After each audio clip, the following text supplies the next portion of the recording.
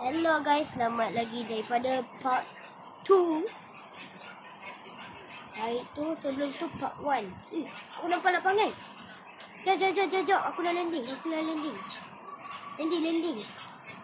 Nak landing. Lapangan. Apa? Kau nampak tak? Lapangan. Kau nampak kan? Baru dah rekod dah nampak lapangan.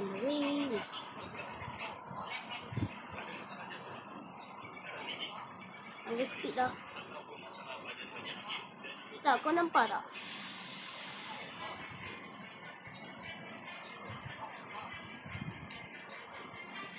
Nampak mana lapangan ni? Tu.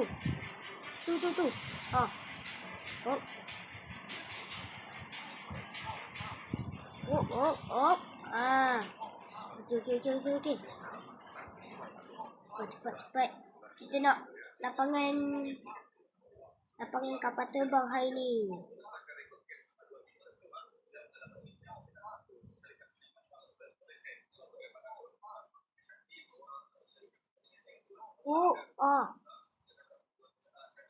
Tu.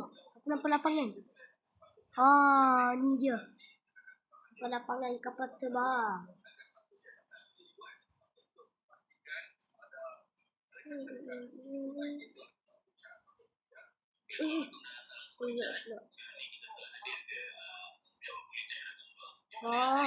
Kau nampak?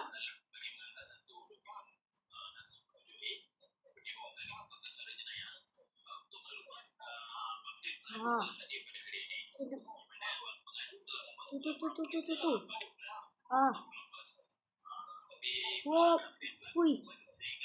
Cepat. Dah landing. Stop. Jap. Aduh, misi kita gagal lah guys.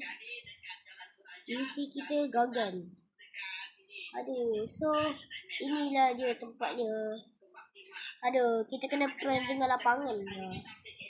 Lapangan plan kita. Apalah guys, kita jumpa part 3 nanti. Aku tak nak sambung macam ni. Tapi jom kita jumpa dekat part 3 lah. Bye, assalamualaikum.